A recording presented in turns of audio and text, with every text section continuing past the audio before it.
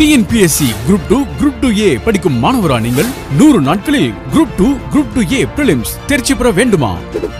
உங்கள் Gurunath IAS academy வழங்கும் ஒரு மாபெரும் திட்டம் Prelims மற்றும் Mains அடங்கிய தமிழன் பேட்ச் லான்ச் செய்யப்பட்டுள்ளது. தமிழன் பேட்சிற்கு 60% ஆஃபர் வழங்கப்பட்டுள்ளது. ஆஃபர் ரூபாய் 2700 மட்டுமே. வகுப்புகளை எடுப்பது உங்கள் சதீஷ் குருநாத் அவர்கள். தமிழன் பேட்சில் இணைய I want to join தமிழன் பேட்ச் என 9443844441 என்ற எண்ணிற்கு வாட்ஸ்அப் செய்யவும். ஆஃபர் ஜூலை மாதம் 10ஆம் தேதி வரை மட்டுமே. Gurunath IAS academy, cantonment, BSNL office எதிர்ப்புறம், திருச்சி. தமிழ்நாட்டு மக்கள் அனைவருக்கும் வணக்கம். குரூப் 2 2A 60 நாள்ல வரப்போகுது. குரூப் 1 ரிவிஷன் போயிட்டு இருக்கு. இந்த ரெண்டு இதுவும் ஃபோக்கஸ் பண்ணி INM பிளஸ் மேத்ஸ், அதாவது INM மொத்தத்தையும் மேத்ஸ் மொத்தத்தையும் ஒரே வீடியோல பார்க்க போறோம். கேள்விகள் அடிப்படையில் அது கூட மற்ற விஷயத்தையும் சேர்த்து டிஃப்ரெண்டான கேள்விகள், அதாவது வித்தியாசமான கேள்விகள், நீங்க இது வரைக்கும் பார்க்காத கேள்விகள்லாம் மேத்ஸ்ல இருக்கும். அது எல்லாத்தையும் வந்து நம்ம சால்வ் பண்ண போறோம். சரியா? வெறித்தனமான கேள்விகள் உங்க கண்ணு முன்னே. INM பொறுத்த வரைக்கும் 12th ஹிஸ்டரி ஃபோக்கஸ் பண்ணி நம்ம கிளாஸ் கொண்டு போறோம். மேத்ஸை பொறுத்த வரைக்கும் எல்லா டாபிக்ஸும் சேர்த்து தான் ஃபோக்கஸ் பண்ணி கொண்டு போறோம். INM பொறுத்த வரைக்கும் மெயினா 12th ஹிஸ்டரி ஃபோக்கஸ். சரியா? அதோட விஷயங்கள் மொத்த சிலபஸ், அதாவது INM மொத்த சிலபஸ் உங்க கண்ணு முன்னாடி காட்டுறேன். வீடியோ ஸ்கிப் பண்ணாம கடைசி வரைக்கும் போங்க. சரியா? சோ டைமை வேஸ்ட் பண்ணாம வீடியோக்குள்ள போலாம். ஃபர்ஸ்ட் क्वेश्चन, மெக்காலே 1834 முதல் 1838 வரை கவர்னர் ஜெனரலின் ஆலோசனை குழுவில் முதல் சட்ட உறுப்பினராக அங்கம் வகித்தவர். Macaulay was India's first law member of the Governor General in Council from 1834 to 1838. Correct தாங்க. மக்காலே தான் வந்து இந்தியாவின் முதல் சட்ட உறுப்பினர். கவர்னர் ஜெனரல் கவுன்சில் இருக்கக்கூடிய இந்தியாவின் முதல் சட்ட உறுப்பினர் யாருன்னு கேட்டாங்கன்னா மக்காலே தான். 1834 இருந்து 38 வரைக்கும் மக்காலே வந்து இந்திய கவர்னர் ஜெனரல் கவுன்சில்ல சட்ட உறுப்பினராக இருந்தவர் தான். இதுவே ஒரு கேள்வியா கேட்கலாம். சரியா? முதல் சட்ட உறுப்பினர் யாருன்னு கேட்டாலே மக்காலே தான். யார் இந்த மக்காலேன்னு தெரியுதா? யார் இந்த மக்காலேன்னு தெரியுதா? அதாவது 1813 பட்டய சட்டம்னு ஒரு சட்டம் போட்டாங்க பிரிட்டிஷ். 1813 இங்க கதையை கேளுங்க.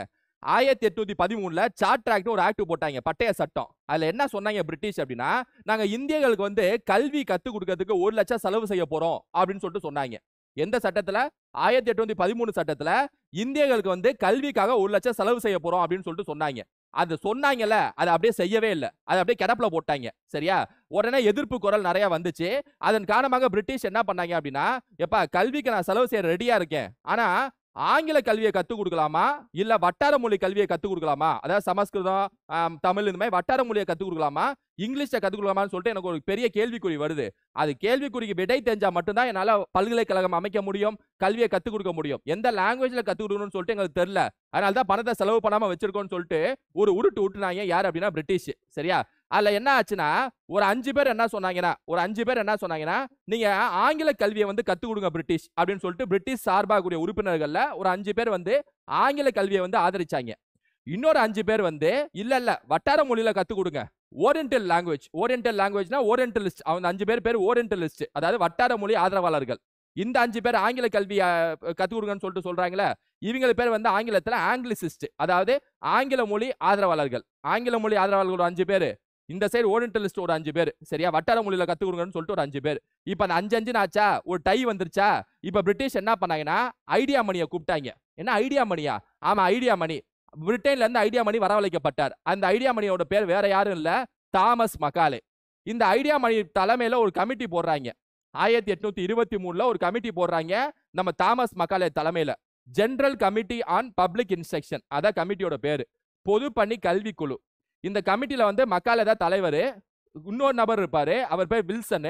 2 பேர் இருப்பாங்க. வில்சன் துணைத் தலைவர் மாதிரி இருப்பாரு, மக்காலே தான் தலைவர். General committee on public instruction.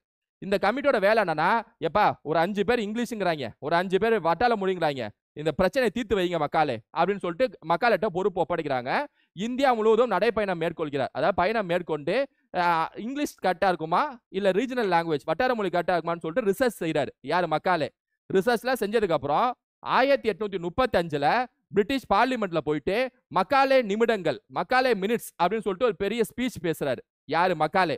அந்த ஸ்பீச்ல என்ன சொல்றாருன்னா, இங்க பாருங்க, நான் இந்தியா ஃபுல்லா சுற்றுப்பயணம் மேற்கொண்டேன். இந்தியர்களுக்கு இடையே ஆங்கிலம், அதாவது ஆங்கிலம் தான் வந்து அவங்களோட முக்கியமான மொழியாக இருக்க வேண்டும்.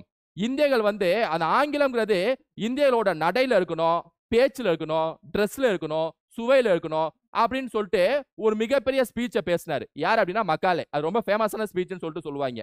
என்ன, அதாவது இந்தியர்களுக்கு இடையே அந்த ஆங்கிலம்ங்கிறது அவங்களோட சுவையில இருக்கணும், நடனத்துல இருக்கணும், உடையில இருக்கணும், பேச்சுல இருக்கணும், எல்லாத்தையும் ஆங்கிலம் கலந்துடணுங்க. அப்ப ஆங்கிலம் தான் மஸ்ட். அப்ப ஆங்கிலிசிஸ்ட், ஆங்கில ஆதரவாளர்களுக்கு தான் நான் ஆதரவா நிக்கிறேன். ஆங்கில கல்வியை வந்து இந்தியால நடைமுறைப்படுத்துங்க அப்படின்னு சொல்லிட்டு ஒரே போட்டு உடைச்சாரு யார்? இந்த மக்காலே. சரியா? இப்ப பாருங்க, 1813 பட்டய சட்டத்துல 1 லட்சம் செலவு செய்யறோம்னு சொல்லிட்டு செய்யல அவங்க. பிரிட்டிஷ் வந்து வழக்கம் போல தட்டி கழிச்சிட்டாங்க. அப்புறம் 1823ல general committee on public instruction, பொதுப்பணி கல்வி குழுங்கிற குழுவை மக்களை தலைமையில போட்டு இந்த 5 பேர் இந்த 5 பேர் பிரச்சனை தீர்த்து வைங்கன்னு சொல்லிட்டு மக்கள்கிட்ட பொறுப்பு ஒப்படைக்கிறாங்க. அந்த மக்காலே ஒரு 12 வருஷம் கழிச்சு 1835ல பிரிட்டிஷ் பார்லிமெண்ட்ல ஒரு ஸ்பீச் பேசுறாரு. ஏன்னா இங்கிலீஷ் கல்விதான் சிறந்ததுன்னு சொல்லிட்டு சொல்றாரு. அதே வருஷத்துல வில்லியம் பென்டிக் வந்து கவர்னர் ஜெனரலா இருந்திருப்பாரு. 1835ஓட முற்பகுதியில வில்லியம் பென்டிக் தான் வந்து கவர்னர் ஜெனரல்.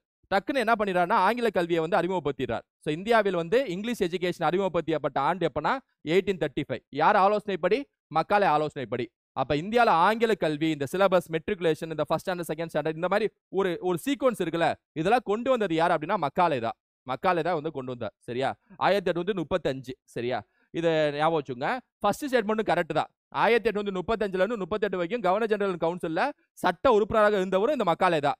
நிறைய வேலை பார்த்திருப்பாரு. ஆங்கில கல்விக்காக ஆலோசனை சொல்லியிருப்பாரு. இந்த சைடு சட்ட உறுப்பினராக இருந்திருப்பாரு.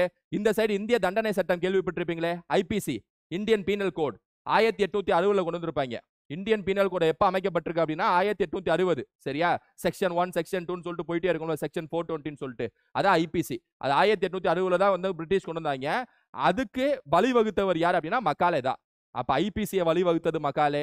சட்ட உறுப்பினராக, முதல் சட்ட உறுப்பினராக கவர்னர் ஜெனரல் தலைமையில் இருந்தவர் மக்காலே. ஆங்கில கல்வியை கொண்டு வாங்கன்னு சொல்லிட்டு சொன்னவர் மக்காலே. ஏகப்பட்ட வேலையை பார்த்திருக்காப்ல நம்ம ஐடியா மணி மக்காலே. சரியா?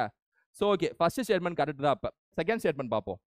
In the famous minute on Indian education, Macaulay supported Orientalist group for vernacular language education. புகழ்பெற்ற இந்திய கல்வி குறித்த குறிப்புகள் உரையில் மக்காலே கீழ்த்திசை குழுவின் பிராந்திய மொழி கல்வி முறையை ஆதரித்தார். நம்மால எங்க பிராந்திய மொழி ஆதரித்தார்? இவர் ஆங்கில மொழியில ஆதரித்தாரு. ஏங்க, ஆங்கிலங்கிறது இந்தியர்களோட சுவையில இருக்கணும், பேச்சுல இருக்கணும், நடனத்துல இருக்கணும்னு சொல்லிட்டு இருக்காரு. இவர் போய் பிராந்திய மொழி ஆதரிக்க போறாரா? யார் இந்த மக்காலே ஆதரிக்க போறாரா? ரெண்டு தப்பு. சரியா? First one correct. So only ஒன்னு மட்டும் சரி is the answer. Option A is the answer. சரியா? இது ஒரு டிஃபரெண்டான கொஸ்டின் தான். இந்த கொஸ்டின் சுத்தோட எல்லா விஷயத்தையும் நான் சொல்லிட்டேன். ரைட்டா? மக்காலேனா யாரு, என்னென்ன, அந்த ஏறு வரிசையில என்னென்ன 1813 பட்டய சட்டம், 1823 general committee on public instruction, 1835ல மக்களோட உரை, ஆங்கில கல்வி அறிமுகப்படுத்தியது, இதெல்லாமே பார்த்துட்டோம். சரியா? அடுத்தது ஒரு maths question. the value of 17 minus 16 minus 38 minus, இது ஒரு பார்மாஸ் கொஸ்டின். பார்மாஸ் படி ஃபர்ஸ்ட் எதை செய்யணும்னா பிராக்கெட்டை செய்யணும். இங்க நிறைய பிராக்கெட் இருக்கு, அதுலயும் சின்ன பிராக்கெட் எதுன்னு பார்த்து அதை செய்யணும் ஃபர்ஸ்ட். அதாவது இதை ஃபர்ஸ்ட் செய்யணும். ரைட்டா? அதுக்கப்புறம் ஆஃப் செய்யணும். பிராக்கெட்டுக்கு அப்புறம் பார்மாஸ்னா ஆஃப், ஓனா ஆஃப், ஆஃப்னா என்ன, இன்டுன்னு அர்த்தம். இதை ஃபர்ஸ்ட் செய்யணும். சரியா?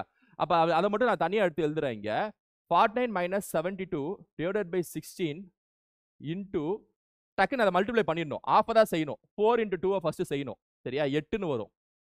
ரைட்டா? 4 into 2 8.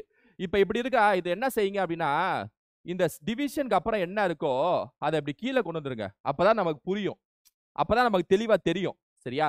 அப்புறம் இன்டு 8ன்னு போட்டுருங்க. டிவிஷனுக்கு அப்புறம் என்ன இருக்கோ பார்மாஸ்ல, இந்த மாதிரி சிம்பிளிஃபிகேஷன் கொஸ்டின்ல டிவிஷனுக்கு அப்புறம் என்ன இருக்கோ அதை கீழே கொண்டு வந்துருங்க. சரியா? இப்ப என்ன செய்யுங்கன்னா 8 வந்து 16ல 2 வாட்டி போகும். கரெக்டாங்க? 2 வந்து 72ல 36 வாட்டி போகும். கரெக்டாங்க? 49ல 36 கழிங்க 13 வரும்னு நினைக்கிறேன். 49ல 36 கழிச்சா 13 வரும். சரியா? இப்ப நம்ம அந்த பிராக்கெட்டை மட்டும் பண்ணிருக்கோம். இதுக்கு மட்டும் ஆன்சர் வந்து 13ன்னு வந்திருக்கு. ரைட்டாங்க? ரைட். அங்கேயே பாருங்க, ஃபுல் ஃபோக்கஸ் அங்கேயே இருக்கணும். சரியா? நல்லா பாருங்க, என்ன பார்க்காதீங்க, அங்க பாருங்க. சரியா? 38ல 13 கழிச்சா எவ்வளோங்க? உங்களை தான் கேட்கிறேன். 38ல 13 கழிச்சா எவ்வளோ? 25 வருமா? அப்ப 38 மைனஸ் 13ங்கிறது மொத்தமா, இது மொத்தமா சேர்த்து 25ன்னு எழுதிக்கலாமா? அப்படியே அடிச்சு விட்டு எழுதணும். சரியா? உள் பிராக்கெட்டை சால்வ் பண்ணா 13 வருது. 38ல 13 போச்சுன்னா 25 வருது. அப்படியே ஜாலியா போடணும். அப்படியே நல்லா இருக்கே. அப்புறம் 16 மைனஸ் 25. சரியா? அதை மட்டும் இங்க எழுதுறேன் பாருங்க. 17 மைனஸ் 16 மைனஸ் 25ன்னு சொல்றாங்க. சரியா? 16 மைனஸ் 25 என்ன? 14 25 போச்சுன்னா என்ன? மைனஸ் 9. கரெக்டா? சின்ன நம்பர்ல இருந்து பெரிய நம்பர் கழிச்சா மைனஸ் 9 வரும். சரியா? 17 இங்க இருக்கு. மைனஸ் இன்டு மைனஸ் என்ன? பிளஸ் 9. மைனஸ் இன்டு மைனஸ் என்ன? பிளஸ். 17 பிளஸ் 9 என்ன? 17 9 கூட்டினா என்ன? 26 is the answer. Option D is the answer. சரியா? அப்படியே ரைட்ல இருந்து அப்படியே வந்துட்டு இருக்கணும். அப்படியே டிராவல் பண்ணி வரணும் அப்படியே ஜாலியா. சரியா? ஆன்சர் வந்து 26 இஸ் ஆன்சர். இது ஒரு ஃபர்ஸ்ட் கொஸ்டின் நல்லா மங்களகரமா ஒரு சிம்பிளிஃபிகேஷன் கொஸ்டின் ஆரம்பிச்சிருக்கோம் மேத்ஸை பொறுத்த வரைக்கும். கீழ்கண்டவையில் ராஜாராம் மோகன் ராயின் படைப்புகள் யாவை? which of the following is associated with Rajaram மோகன் ராய்? யார் ராஜாராம் மோகன் ராய் தெரியுதா? 1828ல பிரம்ம சமாஜ் ஆரம்பிச்சாரே, சதி ஒழிப்பு சட்டத்துக்கு கொண்டு வந்ததுக்கு முன் மாதிரியா இருந்தவர் யார் அப்படின்னா ராஜாராம் மோகன் ராய். சதி ஒழிப்பு சட்டம் எப்போ வந்திருக்கும்? 1829ல வந்திருக்கும்ல சதி ஒழிப்பு சட்டம். 1828ல பிரம்ம சமாஜ். கரெக்டா? யாரு? ராஜாராம் மோகன் ராய். சரியா? அதாவது இந்திய தேசிய மறுமலர்ச்சியின் தந்தை, father of national renaissance Rajaram மோகன் ராய். பெங்காலை சேர்ந்தவர், வங்காளத்தை சேர்ந்தவர். சரியா? மேற்கத்திய கல்வி முறையும் கத்துக்குங்க, கிழக்கு கல்வி முறையும் கத்துங்கன்னு சொல்லிட்டு குரல் குத்தவர் யாரு? ராஜாராம் மோகன் ராய். சரியா? ஜாதியை ஒழிக்க வேண்டும், கலாச்சாரத்தை சீர்திருத்த வேண்டும் சொன்னவர் யாரு? ராஜாராம் மோகன் ராய். ரைட்டா? அவரோட படைப்புகள் எதுன்னு கேக்குறாங்க. இந்தியன் மிரர் கண்டிப்பா அவரோட படைப்பு இல்ல. இந்தியன் மிரர்ங்கிறது தேவநாத் டாகூர் இருக்கார்ல, அதாவது ராஜாராம் மோகன் ராய் இறந்து போனதுக்கு அப்புறம் பிரம்ம சமாஜை கைப்பற்றக்கூடிய தேவநாத் டாகூர் எழுதியக்கூடிய அவரோட படைப்பு தான் இந்தியன் மிரர். சரியா? தத்துவபோதினி பத்திரிகை, தத்துவபோதினி சபை அதெல்லாம் ஆரம்பித்தவர் யார்? தேவநாத் டாகூர். ரைட்டா? அது வராது. சாம்பந்த் காமுண்டி இவரோட படைப்பு தான். மிராத்துல் அக்பர் இவரோட படைப்பு தான். ஷோம் பிரகாஷ் வராது. ஷோம் பிரகாஷ்ங்கிறது ஈஸ்வர் சந்திர வித்யாசாகரோட படைப்பு. ஷோம் பிரகாஷ்ங்கிறது ஈஸ்வர் சந்திர வித்யாசாகரோட படைப்பு. So 2, 3 is the answer. Option B is the answer. Ishwar Chandra Vidyasagar யாருன்னு தெரியுதுல? விதவை மறுமண சட்டம் 1856ல கொண்டு வந்திருப்பாங்களே, அதுக்கு முக்கிய காரணகர்த்தாவே ஈஸ்வர் சந்திர வித்யாசாகர் தான். சரியா? ஸோ 1828 பிரம்ம சமாஜ், சதி ஒழிப்பு சட்டம் 1829, விதவை மறுமண சட்டம் 1856. ராஜாராம் மோகன் ராய் வந்து தேசிய மறுமலர்ச்சியின் தந்தைன்னு சொல்லிட்டு அழைக்கப்படுவார். இந்தியன் மிரர் வந்து தேவநாத் டாகூர். ரைட்டா? அது ஒரு LCM-SCF கொஸ்டின். 2 எண்களின் கூட்டுத்தொகை 50 மற்றும் அவற்றின் பெருக்கல் பலன் 525 எனில் 2 எண்களின் மீசிமா என்ன? 2 எண்ணை கூட்டினா 50ஆங்க, 2 எண்ணை பெருக்குனா 525ஆங்க. LCM என்னன்னு கேக்குறாங்க. ஃபர்ஸ்ட் இந்த 2 ஈக்குவேஷனை வச்சு நம்ம அந்த 2 எண்கள் என்னன்னு கண்டுபிடிக்கணும். ஈக்குவேஷன் படி போனா கொஞ்சம் சுத்து, வேற ஏதாவது ரூட்ல போலாம். நல்லா கவனிங்க. A+B இந்த 2 எண்கள் என்னன்னு இப்ப கண்டுபிடிக்கணும் நம்ம. அதான் எய்ம். சரியா? அப்பதான் LCM கண்டுபிடிக்க முடியும். சரியா? இப்ப A+B கூட்டினா 50, பெருக்குனா 525. நல்லா ஞாபகம் வச்சுங்க. ஒரு 2 நம்பரை பெருக்கிறப்ப 5ல முடியுது பாருங்களேன். 5ல முடியுது பாருங்களேன். அப்ப 2 நம்பரை கூட்டுறப்ப 50ன்னு வருதா? 50ன்னு வரணும்னா ஏவும் பியும் 5ல முடிகிற நம்பரா இருந்தா மட்டும்தான் 50ன்னு வரும். ஏவும் பியும் 5ல முடிகிற நம்பரா இருந்தா 5 + 5 0ல முடியும். கரெக்டா? 5 + 5 0ல முடியணும்னா ஏவும் பியும் 5ல முடிகிற நம்பரா தான் இருக்கணும். சரியா? அப்ப 5ல முடிகிற ஒரு நம்பரையும் இன்னொரு 5 முடிகிற ஒரு நம்பரையும் கூட்டினா 50 வரணும். அதுக்கான ப்ராபபிலிட்டி எழுதுவோமா? எடுத்துக்காட்டுக்கு 5 45 இது ரெண்டையும் கூட்டினா 50 வருமா? 15 35 இது ரெண்டையும் கூட்டினா 50 வருமா? 25 25 இது ரெண்டையும் கூட்டினா 50 வருமா? கரெக்டா? 35 15 இது ரெண்டையும் கூட்டினா 50 வருமா? வரும். ஆனா ஆல்ரெடி 15 35 எடுத்துட்டோமே. இது ரெண்டும் ஒண்ணு தானே, விட்டுருங்க. 45 5 இது ரெண்டையும் கூட்டினா 50, ஆனா ஆல்ரெடி எடுத்துட்டோமே, இதையும் விட்டுருங்க. சரியா? மொத்தம் 3 காம்பினேஷன். கூட்டினா 50 வரணும், 5ல முடியணும். அப்படின்னா இந்த 3 காம்பினேஷன் மட்டும்தான். இப்ப என்ன சொல்றாங்கன்னா பெருக்குனா 525 வரணுங்கிறாங்க. சரியா? இப்ப இது 3 காம்பினேஷனுமே கூட்டினா 50 வரும். ஆனா எதா ஒன்னதான் 2 பெருக்குனா 525 வரும். சரியா? 45 × 5 எவ்வளோ? ஒரு 225 தான் வரும். ஸோ இது ஆன்சரா இருக்காது. சரியா? 25 × 25 ஃபேமஸ் 625 அப்படிதானே? அங்க 525. ஸோ இது ஆன்சரா இல்ல. இதுவும் வராது, இதுவும் வராது, இது இல்ல ஆல்ரெடி, இது இல்ல ஆல்ரெடி. பளிச்சுன்னு தெரியுது 15 35 தான். ரெண்டையும் பெருக்குனா 525 கண்டிப்பா வரும். போட்டு பாருங்க, கண்டிப்பா வரும். ஒரு வாட்டி நான் போட்டு பாத்துக்கிறேன். சரியா? என்ன நான் பாட்டுக்கு பேசிட்டு போக கூடாதுல்ல. ஆமா 525. ஸோ 35 15ங்க.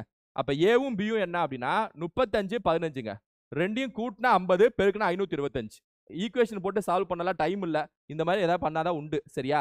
நம்பர்ஸ் வச்சு விளையாட பழகிக்குங்க. என்ன இப்ப இந்த 35 15 2 நம்பரை கண்டுபிடிச்சோம். இப்ப அந்த 2 நம்பருக்கு LCM கேக்குறாங்க. சரியா? இப்ப 4 ஆப்ஷன் இருக்கு. 35 15க்கு LCM என்னன்னு சொல்லிட்டு கேக்குறாங்க. சரியா? மீசியமா கேக்குறாங்க. நீங்க டானா மெத்தட் எந்த மெத்தட் வேணா போடுங்க. பார்த்தாலே தெரியுது ஆன்சர் 105ன்னு சொல்லிட்டு. LCM 105. ஆமா 105 35லயும் போகும், 105 15லயும் போகும். சரியா? LCM கண்டுபிடிக்க ரொம்ப ஈஸி. இந்த 2 நம்பர்ல பெரிய நம்பர் எடுத்துங்க. பெரிய நம்பர் என்ன? 35ஆ? 35 × 2 போடுங்க. 70 வருமா? 70ல 15 போகாது. சரியா? அப்ப என்ன செய்யுங்கன்னா 35 × 3 போடுங்க. அப்படியே போட்டு போயிட்டே இருங்க. 105 வருமா? 105ல 15 போகுமா போகாதா? போகும். 7 வாட்டி போகும். அப்ப கண்டிப்பா 105 இஸ் த எல்சிஎம். சரியா? பெரிய நம்பர் எடுத்துட்டு பெரிய நம்பர் இன்டூ 2, பெரிய நம்பர் இன்டூ 3, பெரிய நம்பர் இன்டூ 4 போடுங்க. அப்படி போடுறப்ப ஏதோ ஒரு நம்பர்ல இன்னொரு நம்பர் போயிடும். அதான் எல்சிஎம்மா இருக்கும். சரியா? இல்லைன்னா டானா மெத்தட்ல போடுங்க 105. கீழ்கண்டவற்றில் சென்னை வாசிகள் சங்கம் தொடர்புடைய குறிப்புகளில் எது சரியானது? Which are the following were initiated by Madras Native Association? Petition against the imperfect judicial system. குறைபாடுகளுடைய நீதித்துறைக்கு எதிராக புகார் மனு சங்கம் கொடுக்கப்பட்டது. சரியா? First one correct. நீதித்துறைக்கு எதிராக ஒரு மனு கொடுத்தாரு. யாருன்னா கஜுல லட்சுமி அரசு, அதாவது மெட்ராஸ் நேட்டிவ் அசோசியேஷன். ஆரம்பிச்சது அவர் தானே 1852 1852 ஆரம்பிச்சிருப்பாங்களா அந்த சங்கம், அந்த அமைப்பு. It organized an agitation for the transfer of British territories in India to direct control of the crown. அந்த மெட்ராஸ் நேட்டிவ் அசோசியேஷன் இருக்குல்ல, மெட்ராஸ் தலைமாகாண சங்கம், அவங்க என்ன கோரிக்கை வைப்பாங்கன்னா, கிழக்கிந்திய கம்பெனி பதிலா அவங்களோட அதிகாரத்தை தூக்கி பிரிட்டிஷ் கவர்மெண்ட்டுக்கே கொடுத்துருங்கன்னு சொல்லிட்டு இதான் முக்கியமான கோரிக்கை வைப்பாங்க. கஜுல லட்சுமி நபர்கள் வந்து இந்த கோரிக்கை தான் முக்கியமா வைப்பாங்க. அப்புறம் டார்ச்சர் கமிஷன் அமைங்க, ரயத்வாரி கொள்கையை வந்து அந்த கொள்கையை வந்து அதாவது கொள்கைக்காக டார்ச்சர் பண்றாங்க, அந்த டார்ச்சரை நிறுத்துறதுக்கு டார்ச்சர் கமிஷன் அமைங்க, இதெல்லாம் சொல்லியிருப்பாரு கஜுல லட்சுமி அரசு மெட்ராஸ் சென்னை வாசிகள் சங்கம் சார்பாக. சரியா? அப்ப இது organised agitation for transfer of British status India to direct control of கிரவுனுங்கிறது கரெக்ட் தான். சரியா? டைரக்டா வந்து ஈஸ்ட் இந்தியா கம்பெனி அதிகாரத்தை தூக்கி பிரிட்டிஷ் கவர்மெண்ட்டுக்கு கொடுத்துருங்கன்னு சொல்லிட்டு கோரிக்கை வச்சார். It support ryotwari system introduce by British. தப்பு. சப்போர்ட் பண்ணிருப்பாங்களா?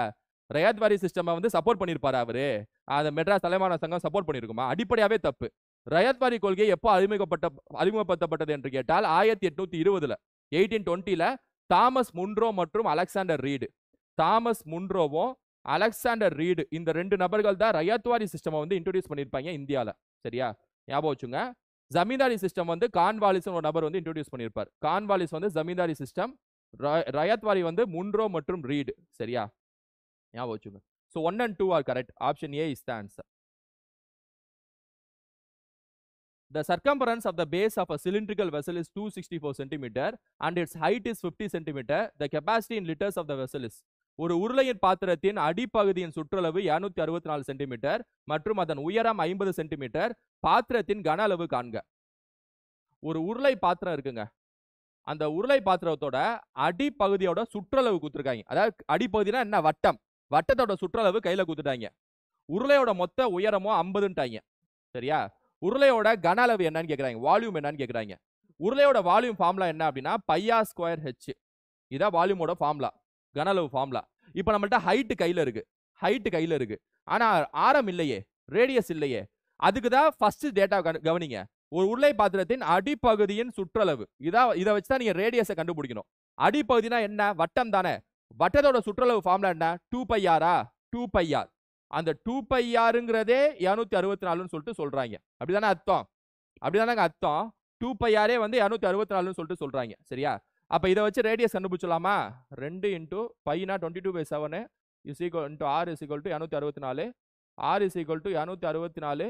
7 மேலே போகும், 2 22 கீழே வந்துடும். கரெக்டாங்க? 2 22 கீழே வந்துடும். ரைட்டா? ஸோ இப்போ 22ஆல் அடிங்க. 22 ஒரு வாட்டி அடிக்கும். டேரெக்டாகவே அடிங்க. சும்மா 2ஆல் அடிச்சிருக்கல, அதெல்லாம் அந்த காலத்தில். சரியா? டேரெக்டாக அடிங்க. 2 2 6னா 42 வரும். பொறுமையாக அடிச்சு பாருங்க. இப்போ நமக்கு ஆரம் வந்து 42 வந்துருச்சு. சரியா? எதை வச்சு கண்டுபிடிச்சோம்? சுற்றளவு வந்து 264 சொல்லியிருக்காங்களா, அதை வச்சு கண்டுபிடிச்சோம். ஏன் சுற்றளவு 2πr? வட்டத்தோட சுற்றளவு ஃபார்முலா 2πr. ஒரு உருளைனா 2 வட்டம் மேலே கீழே இருக்கும், அதான உருளை. என்ன? ஓகே.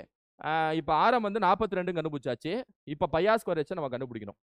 பை வந்து 22/7, ஆர் வந்து 42ன்னு சொல்லிட்டோம். 2 42 போடுங்க, ஏன்னா ஆர் ஸ்கொயர் இருக்கு. ஹச் வந்து 50 இருக்கு. சரியா?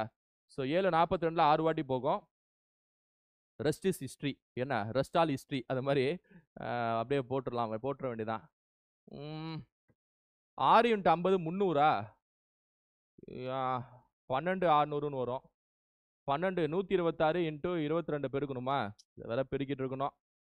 சரி, ஓகே விடுங்க. 12 1 4 5 2 12 1 4 5 2 2 7 7 2 2 7 7 2 0 0 0 சென்டிமீட்டர் கியூப்.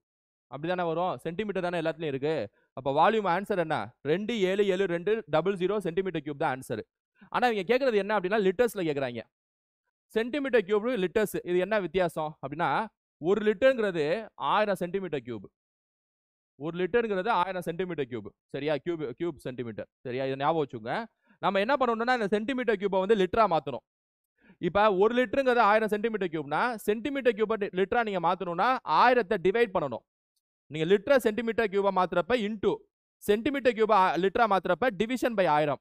ஸோ அதோட 1000 டிவைட் பண்ணீங்கன்னா உங்களுக்கு என்ன ஆன்சர் வருது அப்படின்னா 1000 டிவைட் பண்ணீங்கன்னா 277.2ன்னு வரும். Option A is the answer. 277.2. சரியா? இதுதான் ஆன்சர். ஸோ ஃபர்ஸ்ட் நான் ரேடியஸ் கண்டுபிடிச்சிட்டேன், அதுக்கப்புறம் சப்ஸ்டியூட் பண்ணி கன அளவு கண்டுபிடிச்சிட்டேன். ஆன்சர் வந்து 277.2. உங்களுக்கு சென்டிமீட்டர் கியூப் லிட்டரா மாத்த தெரியலனா கூட உங்களுக்கு 277.200 தான் வந்துரும்ல. இது வந்துருச்சு.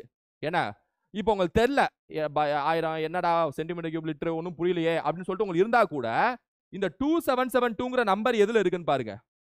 கன்வெர்ட் பண்ணணும்னு அவசியம் இல்லைல்ல. அதாவது 2772 அப்படி எது இருக்குன்னு பாருங்க. பாயிண்ட்லாம் கண்டுக்காதீங்க. இதானே அடிச்சிருங்க. அவ்வளவுதான், முடிஞ்சிச்சு. சரியா? இப்படி பண்ணாலே முடிஞ்சிச்சு.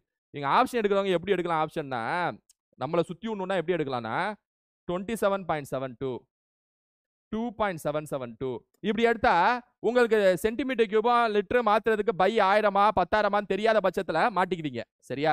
ஏன் சார் நீங்களே எடுத்து கொடுக்குறீங்கன்னு சொல்லிட்டு கேக்குறீங்களா? சொல்றேன். என்ன சொல்றேன். நிறைய முப்பரிமாணத்துல பார்க்கணும்ல, அதை வச்சு சொல்றேன். ரைட்டா? ரைட். கீழ்கண்டவையில் இந்திய தேசிய காங்கிரசின் மிதவாதிகள் கோரிக்கைகள் யாவை? which are the following were the demands of the moderates in Indian National Congress? இந்த மிதவாதிகள்னு ஒருத்தவங்க இருந்தாங்கல்ல இந்திய தேசிய காங்கிரஸ் ஆரம்பிச்சப்ப, அதாவது டீ குடிக்கிறவங்க. மிதவாதிகள் என்பதை சொல்லக்கூடாது. அவங்க பேர் வந்து மதவாதிகள். சும்மா மதம் இருப்பாங்க. அதனால தான் மதவாதிகள். மதவாதிகள் மதம் சார்ந்தது இல்ல. மதம் இருக்கிறத மதவாதிகள். அது மாதிரி மிதவாதிகள் சொல்லக்கூடாது. சரியா? ஏன்னா டீ குடிப்பாங்க. ஒரு வருஷம் மீட்டிங் வைப்பாங்க. எப்பா டீ குடிச்சியா? சுரேந்தர் பானர்ஜி என்னப்பா டீ எப்படிப்பா இருக்கு? கோகலே என்னங்க அப்படின்னு சொல்லிட்டு 20 வருஷம் பேசினாங்க, முடிஞ்சு போச்சு. சரியா? அது என்னடா டீ குடிச்சே இருப்பீங்களா, எதுவும் செய்ய மாட்டீங்களாங்கிறத அப்பதான் தீவிர தேசியவாதிகள் வளர்ந்தாங்க. திலகர் வந்தாரு, லாலா லஜ்பத் ராய் வந்தாரு, பிபின் சந்திரபால் வந்தாரு, அரவிந்த கோஷ் வந்தாரு. என்னப்பா டீ குடிச்சே இருக்கீங்க, என்னையா நீ அப்படின்ட்டு. ரைட்டா? ஸோ மிதவாதிகள் கோரிக்கை, இருந்தாலும் கோரிக்கைலாம் சில வச்சாங்க. ஆனா பிரிட்டிஷ் வந்து அதை காதலே வாங்கல. ஏன்னா நில வருவாய் குறைக்க கோரிக்கை correct. It demanded Indian representation in the government, அரசாங்கத்தில் இந்தியர்களின் பங்கேற்பு அதிகரிக்க வேண்டும் correct. Swadeshi movement all over India, India முழுவதும் சுதேசி இயக்கத்தை கொண்டு சேர்க்க வேண்டும். ஏதோ தப்பா இருக்கே. இந்தியா முழுவதும் சுதேசி இயக்கத்தை கொண்டு சேர்க்க வேண்டும் சொன்னது யார் அப்படின்னா தீவிர தேசியவாதிகள், மிதவாதிகள் இல்ல. சுதேசி இயக்கம் காலகட்டத்தில் மிதவாதிகள் என்ன சொன்னாங்கன்னா பெங்காலுக்குள்ளேயே சுதேசி இயக்கத்தை வச்சுக்கோங்க, இந்தியா ஃபுல்லாலாம் கொண்டு போகாதீங்கன்னு சொன்னாங்க. ஸோ 3வது தப்பு. முதல் 2 கரெக்ட், 3வது தப்பு. மிதவாதிகள் இந்த இதை வைக்கல. கேள்வி வந்து மிதவாதிகளோட கோரிக்கை என்னன்னா கேட்குறாங்க. Separation of judicial and executive, இது கரெக்ட். நீதித்துறையில இருந்து நிர்வாகத்துறை பிடிங்கன்னு சொல்லிட்டு அது எல்லாமே வைக்கக்கூடிய கோரிக்கை தான். சரியா? 1 2 4 is the answer. Option B is the answer. இந்த 3வது கோரிக்கை வந்து தீவிர தேசியவாதிகள், திலகரோட குரூப் வச்ச கோரிக்கை, கோகலே குரூப் இல்ல. சரியா? மிதவாதிகள் குரூப் இல்ல. If x is equal to 1 plus root 2, then find the value of root x plus 1 by root x.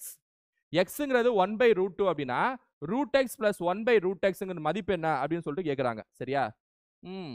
quite good. என்ன பண்ணுங்க அப்படின்னா இந்த root x plus 1 by root x இருக்குல்ல, இதை ஸ்கொயர் பண்ணுங்க. ஏன்னா நம்ம கையில் இருக்கிறது x தான், ஆனால் இங்கே root x இருக்கே, அப்போ ஸ்கொயர் பண்ணாதானே x மாறும். a plus b whole square மாதிரி தெரியுதா? a plus b whole square மாதிரி. a plus b whole square formula சொல்லுங்க. எஸ் சார், திடீர்னு கேட்டா ஹலோ இதெல்லாம் தூக்கத்தில் எந்திரிச்சு கேட்டா கூட தெரியணும். சொல்லுங்க a plus b whole square formula. உங்களை தான் கேட்குறேன். என்னங்க படுத்துட்டே இருக்கீங்க, டக்குன்னு சொல்லுங்க. a plus b whole square என்ன? a square plus b square plus 2ab sir. Very good. கை கொடுங்க, வாழ்த்துக்கள். சரியா? இப்போ a plus b whole square, a ஸ்கொயர்னா என்ன? இந்த ரூட் x ஸ்கொயர் பண்ணணும். பிளஸ் 2abனா என்ன? இப்படி இந்த 2ab இப்படி பண்ணணும். சரியா? அப்புறம் b ஸ்கொயர் என்ன? b ஸ்கொயர் இதை ஸ்கொயர் பண்ணணும். சரியா? ரூட் x ஸ்கொயர் பண்ணா x, 2ab இந்த அடிச்சுட்டு போ. 1 by root x ஸ்கொயர் பண்ணா என்ன? 1 by x. ஓ கிளம்பு காத்து வாங்கணும், கிளம்பு அப்படிங்க வேண்டியதான். x plus 1 by x plus 2வா? இதை வேற சப்ஸ்டியூட் பண்ணிட்டு இருக்கணும். யாரா கேள்வி எடுத்தீங்க அப்படியே? 1 by x இருக்கே, இங்க x தானே இருக்கு. இப்ப நான் ஒன்னு செய்வேன், என்ன கோச்சிக்காதீங்க என் மேல. என்ன சார் ஏதோ செய்றீங்கன்ட்டு செய்ய வேண்டியது அவசியமா இருக்கு. இந்த 1 by x ஃபர்ஸ்ட் மாத்தணும், காஞ்சிகேட் எடுக்கணும். எனக்கும் பிடிக்கலதா காஞ்சிகேட், பேர் கேட்டாலும் எனக்கு பிடிக்கல. எனக்கு என் மேல ஏன் கோச்சிக்கிறீங்க? கொஸ்டின் எடுத்து உங்க மேல கோச்சுங்க. இங்க இருங்க 1 by xங்கிறத கொஞ்சம் மாத்திட்டு வருவோம். 1 by xனா 1 plus root 2 1 by 1 plus root 2 வருமா? அதை காஞ்சிகேட் எடுக்கணும். காஞ்சிகேட்னா என்னன்னா கீழே இருக்கிறது என்ன இருக்கோ அதுக்கு ஆப்போசிட் சைனை போட்டு மேலையும் கீழையும் பெருக்கணும். யாரா எல்லாம் கண்டுபிடிச்சிங்க? இது பேர் காஞ்சிகேட்னு சொல்லுவாங்க மேத்ஸ்ல. சரியா? அதாவது கீழே வந்து ரூட் இருக்கக்கூடாதான், அதை வந்து அப்படியே தூக்கிடணுமா ரூட்டை. அதுக்கு என்ன செய்யணுமா, இதுக்கு ஆப்போசிட் சைனோட மேலையும் கீழையும் மல்டிப்ளை பண்ணா அது பேர் காஞ்சிகேட் எடுத்தோம்னு சொல்லிட்டு அர்த்தமா. சரி okay, 1 into 1 minus root 2 1 minus root 2 வரும். கீழே 1 plus root 2 into 1 minus root 2 பார்த்தா எது மாதிரியே தெரியுது? பார்த்தா ஒன்றும் தெரியலங்கிறீங்களா? a plus b into a minus b மாதிரி தெரியல? இல்ல தெரியல? தெரியுது தெரியும் தெரியும் தெரியணும் குமார், தெரியணும், உனக்கு தெரியணும். a plus b into a minus b formula என்ன? a plus b into a minus b formula என்ன? a square minus b square. a என்ன 1 square 1 minus b என்ன root 2 root 2 ஸ்கொயர் என்ன 2 root 2 ஸ்கொயர் என்ன 2. அடுத்து அடுத்து அடுத்து 1 minus 2 என்ன 1 minus 2 minus 1 வரும். 1 minus 2 என்ன minus 1.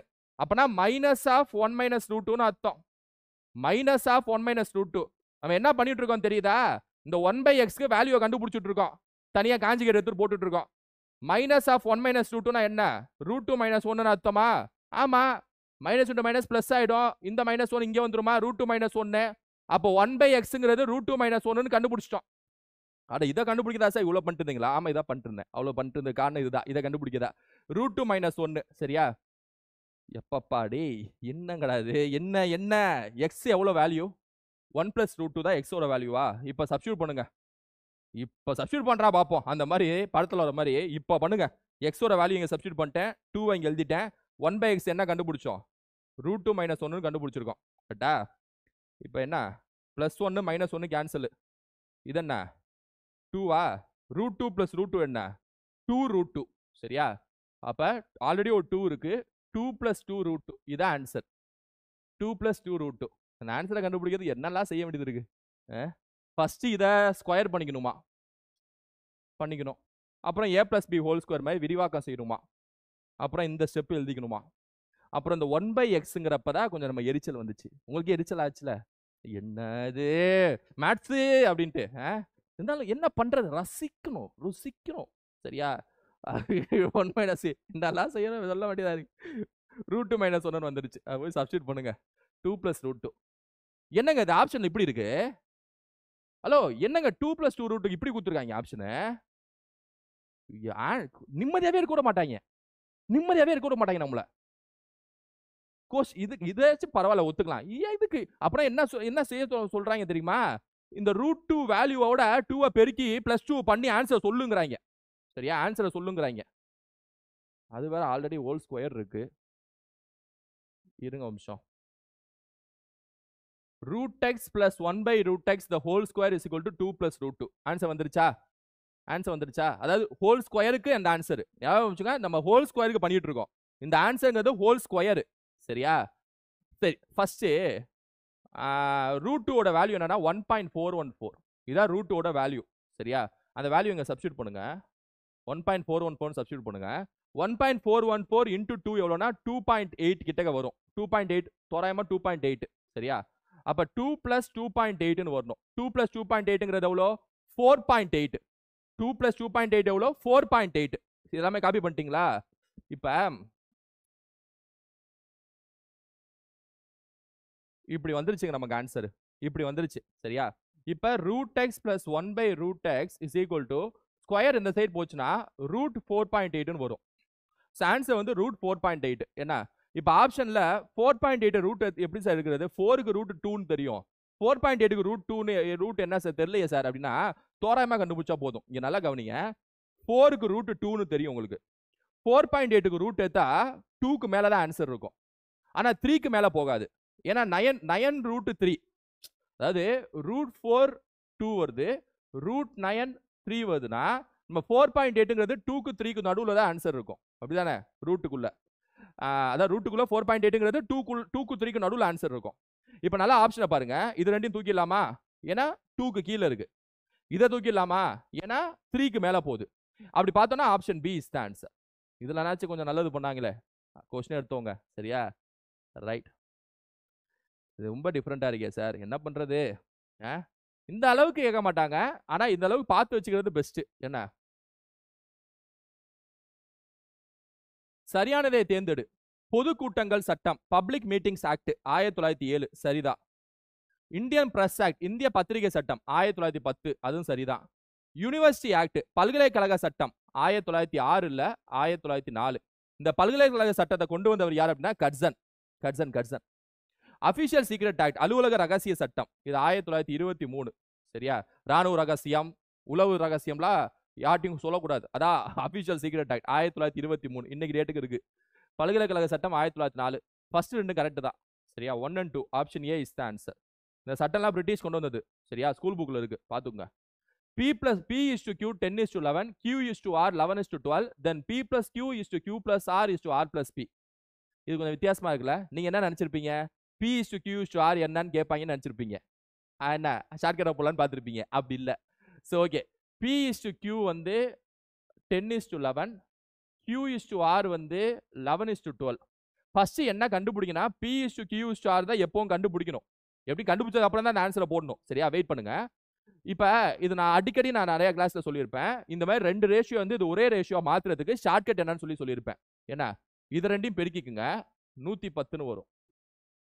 P இதா P சரியா, ஷார்ட்கட் இதா. இதை ரெண்டையும் பெருக்கிக்குங்க 121 வரும். இது Q.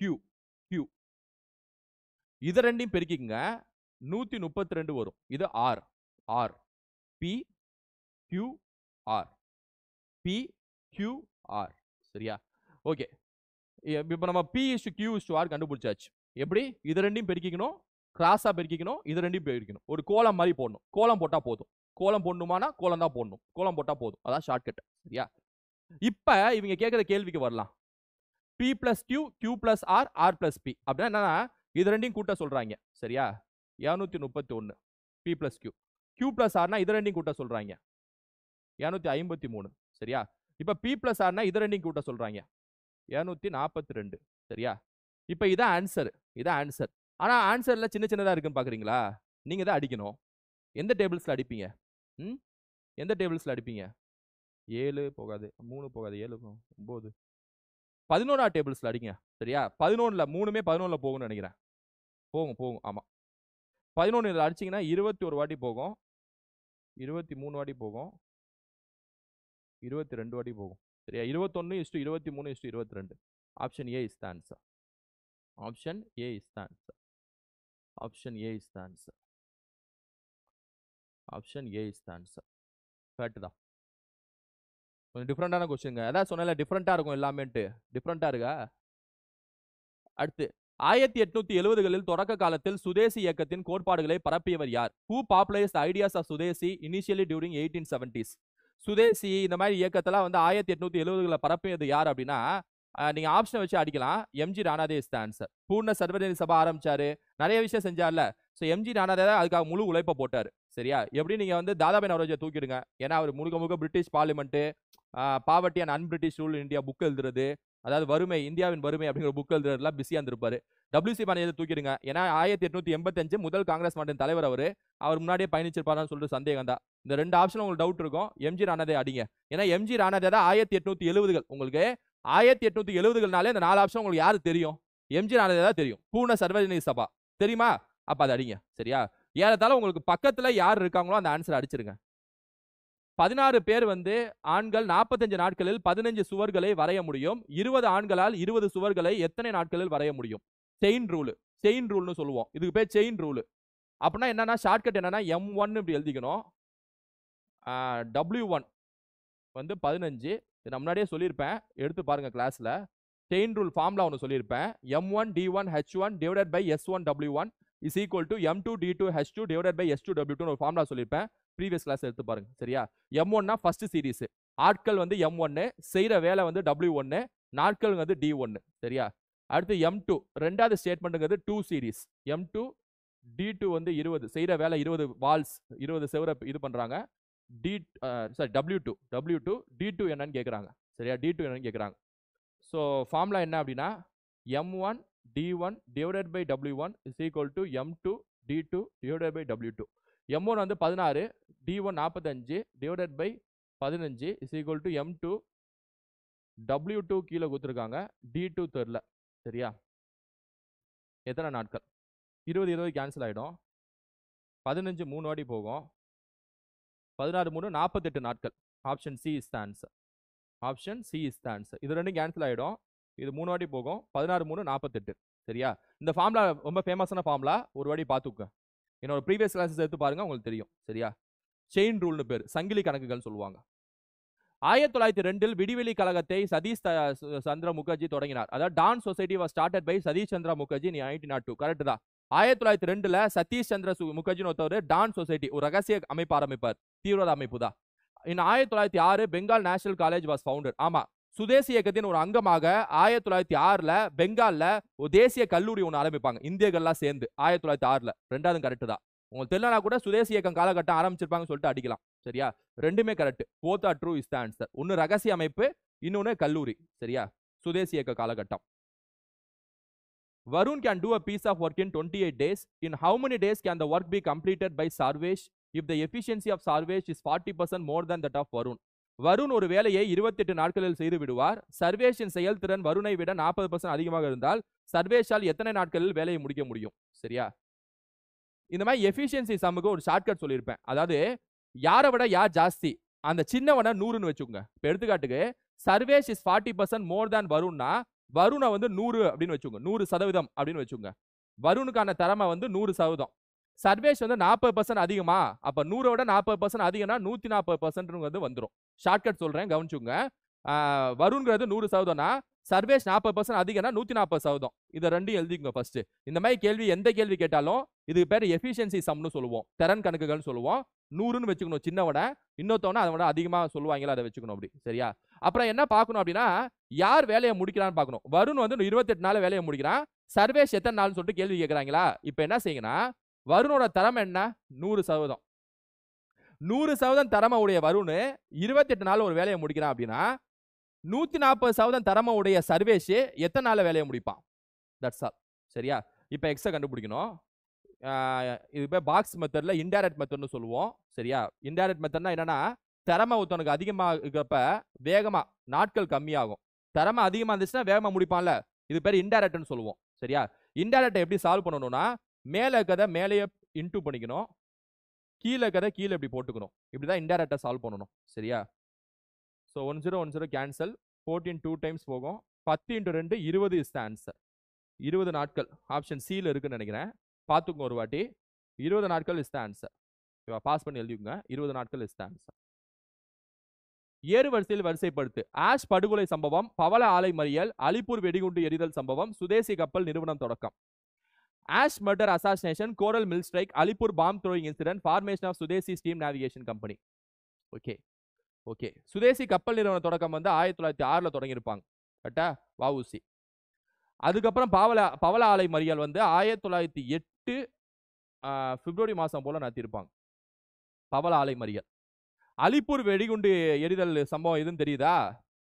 பிரஃபுல்லா குச்சிங்கிறேன். பிரஃபுல்லா சுக்கியும் குதிராம் போஸ் 2 பேர் வந்து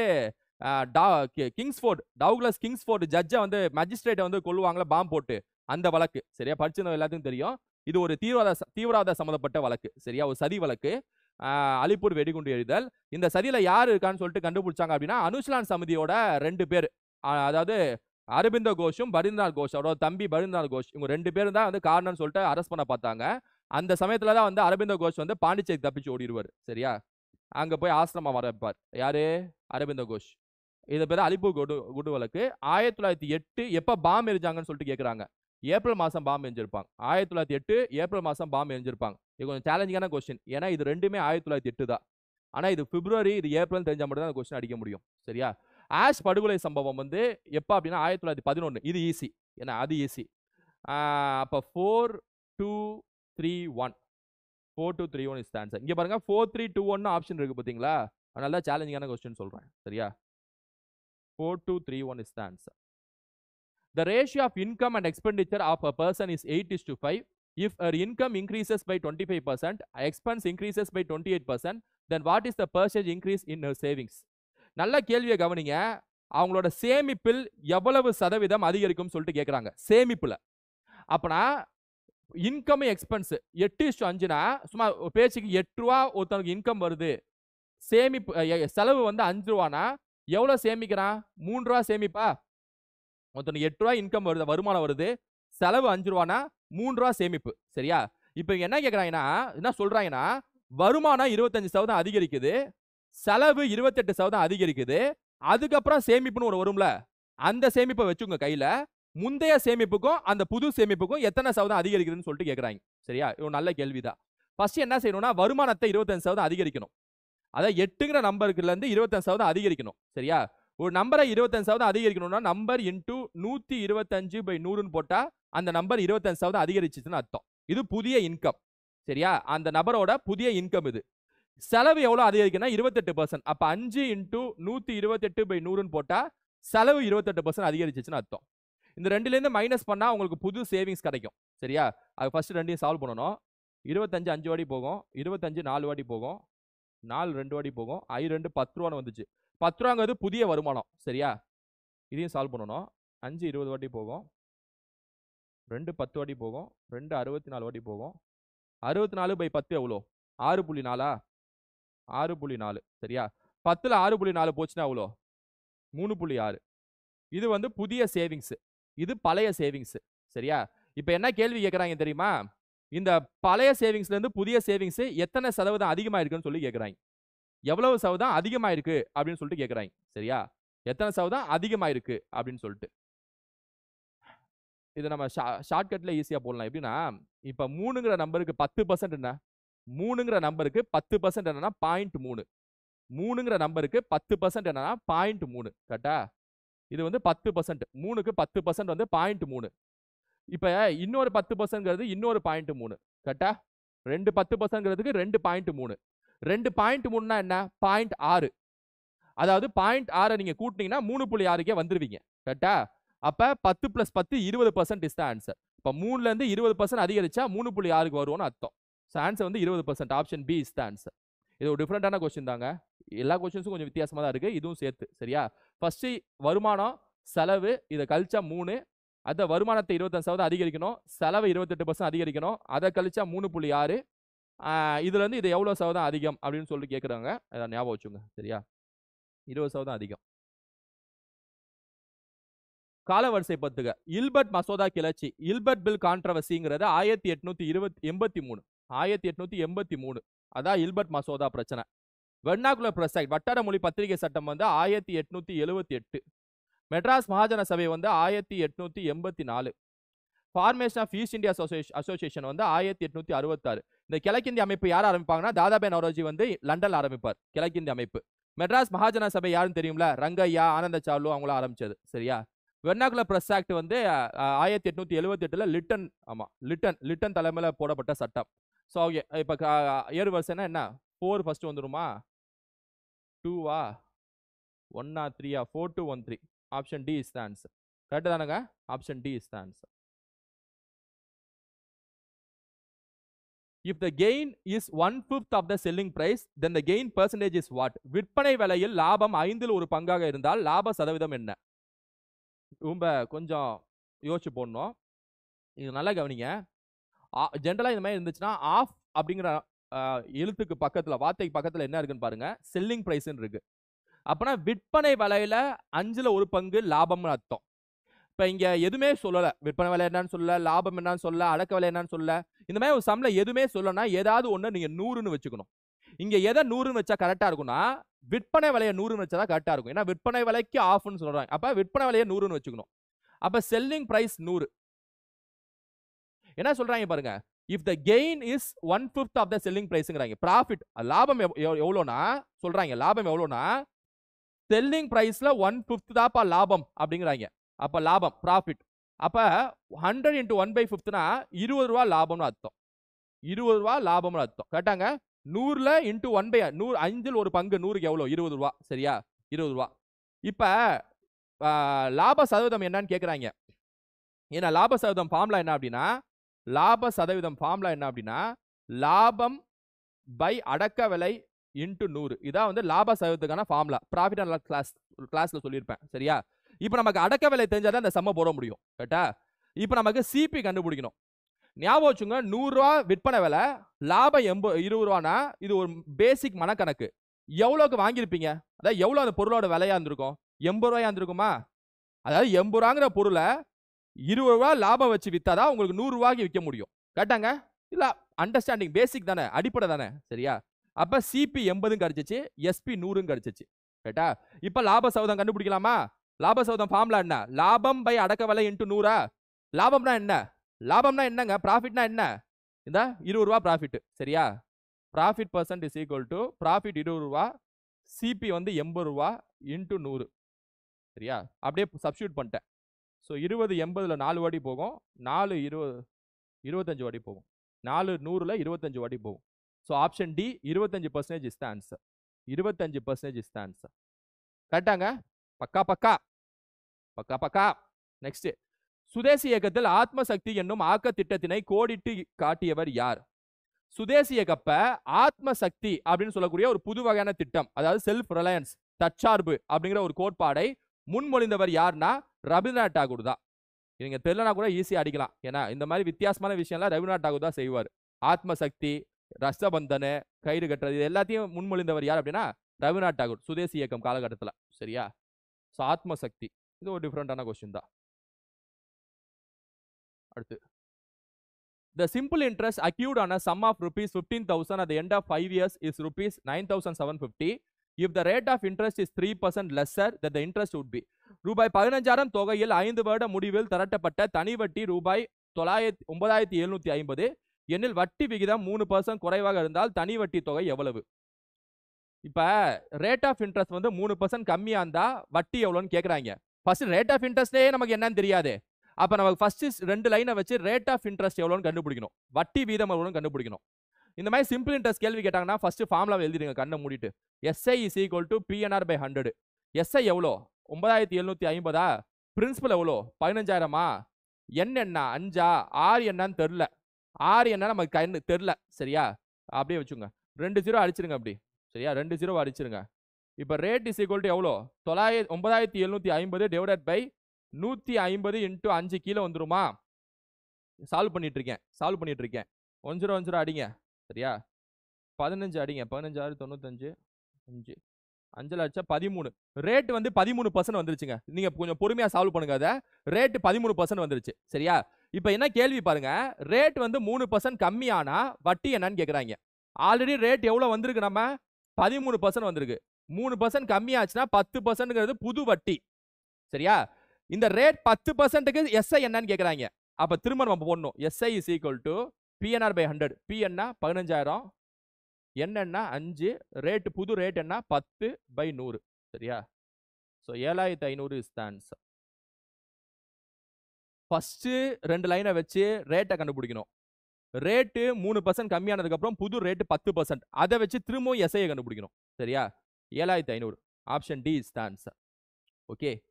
ஸோ இது வந்து அடுத்தடுத்த கேள்விகள் இருக்கு. சரியா?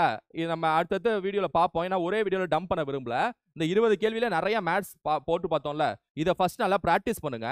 ஏன்னா ஃபுல் ப்ராக்டிஸ் பண்ணாதான் நமக்கு ஒரு தெளிவு கிடைக்கும். ஏன்னா எல்லாமே வித்தியாசமான கேள்விகள். எஸ்ஐலேருந்து கேட்டிருக்கோம், பர்சன்லேருந்து கேட்டிருக்கோம், சிம்பிளிஃபிகேஷன்லேருந்து கேட்டிருப்போம், HCF/LCலேருந்து கேட்டிருப்போம். எல்லா டாப்பிக்கும் வந்து மேத்ஸில் வந்திருக்கும். அதான் INMலையும் எல்லாமே டிஃப்ரெண்டான கேள்விகள். சில விஷயம்லாம் பார்க்காத கேள்விகள் இருந்திருக்கும். சரியா? இந்த 20 கேள்விகள் வந்து ஃபுல்லாக ஃபோக்கஸ் பண்ணுவோம். அதுக்கு அடுத்த விஷயத்துல நம்ம அடுத்தது கொண்டு போவோம். சரியா? ஏன்னா நம்ம குரூப் 1 பக்கத்துல வந்துருச்சு, குரூப் 2 2Aவும் வந்து அடிச்சு நவுத்தணும். அதனால வந்து ஃபுல் ஃபோக்கஸ்ல இறங்க வேண்டியது அவசியம். சரியா? அதனால வந்து இதே மாதிரி இன்னொரு வீடியோல நான் உங்களை சந்திக்கிறேன். Thank you students. தேங்க்யூ.